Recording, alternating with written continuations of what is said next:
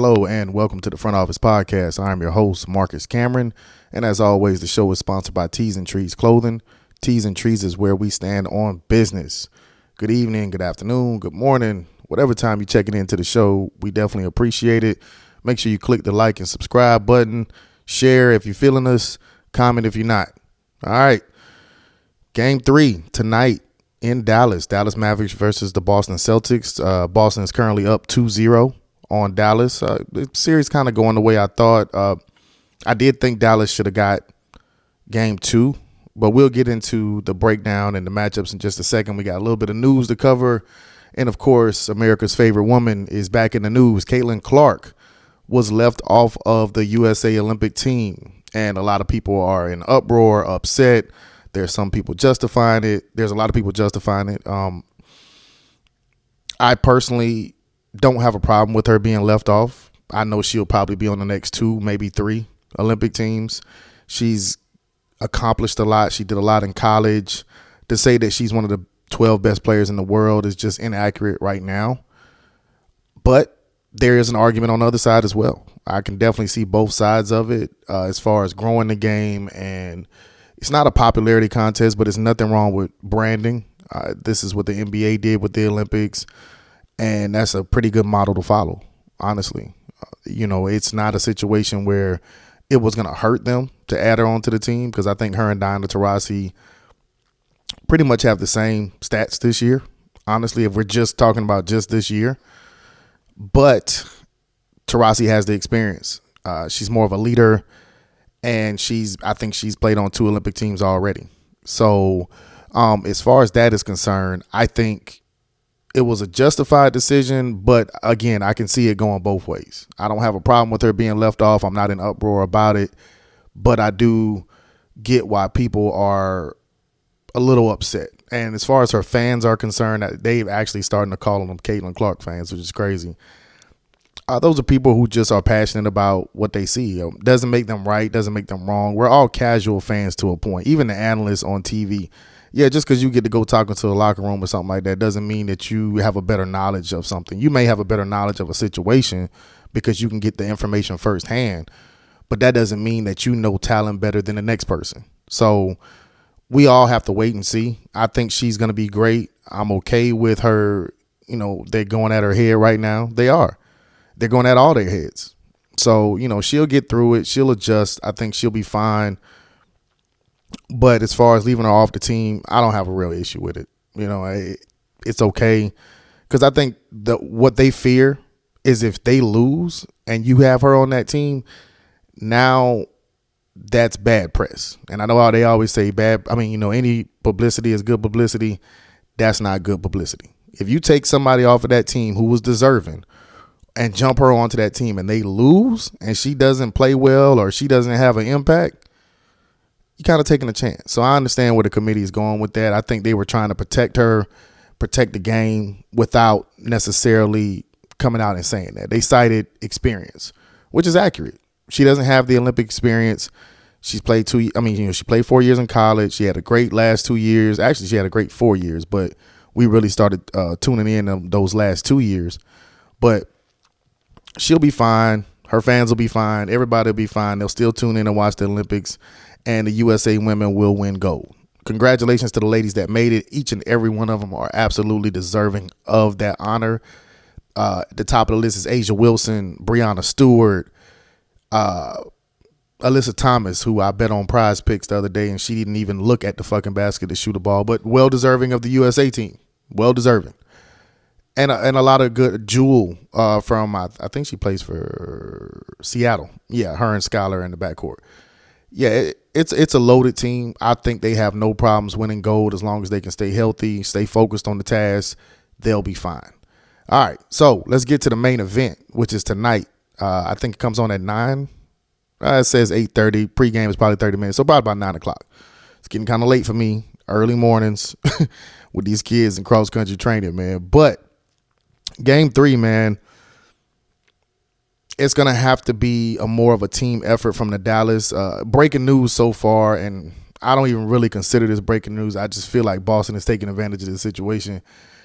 Porzingus is listed as questionable for today's game. Now, questionable doesn't mean he's not going to play. I wouldn't be surprised if he didn't play. I saw when he got hurt, I think that was the second or third quarter in game 2, and he got up and he moved. He wasn't moving around really good, didn't look healthy, and they immediately got him out the game. I mean, it was immediate.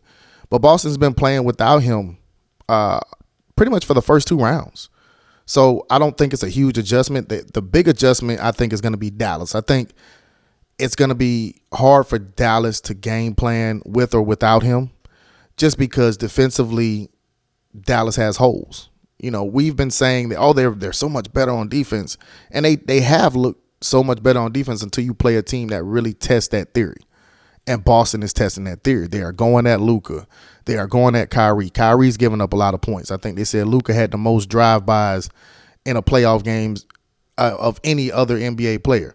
Yeah, that's not by accident. That's Joe Mazzulla and his coaching staff looking at him and saying, hey, listen, we're going to make him work on the other end. He might hit us for 30, but we're going to hit him for 30 on the other end too. And that's just good coaching. Jason Kidd has to adjust. I think he will. I like Dallas tonight for sure. Game 3, book it. Make sure you understand, Polo with the Front Office Podcast, Marcus, said Dallas was going to win tonight. If they don't win, oh well. I could put a stat up here or a graphic right now showing you Chris Broussard, Stephen A. Smith, Shaquille O'Neal, all super famous, much knowledgeable guys, all have picked Dallas to win this series, and they're currently down 2-0. You don't know how it's going to play out. None of us are Nostradamus or anything. Yeah, we just making picks based on what we see and our educated guesses. And my guess tonight, I like Dallas. I do like Dallas. I think they'll be better. I think Kyrie Irving will be better. He has to be better in order for them to win. He doesn't have to come out and score 30 points. He doesn't. He doesn't even have to get to 20, but he has to be impactful. He has to be in the flow of the game. He has to be making plays, whether it's dumping it off to Gafford or Lively down low, whether it's making somebody come at me and making the right read. He has to be more impactful. And when they're not on him or they're going one-on-one, he has to make them pay. That's the only way you're going to beat this Boston team, because they don't have a lot of weaknesses. I will say this about Boston. If they give up this game tonight, it's a different Boston team, but it's the same team. All right. And what I mean by that is there's the same team that was, I believe, were they down on the Heat or were they up? They were up on the Heat. I think they were up.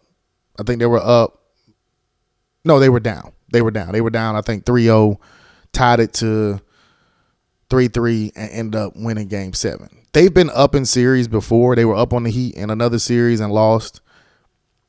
I do think it's a different team. You had Marcus Smart back then, who's a good player. He's a really good player. But now you have Drew Holiday, who I think is a little bit better.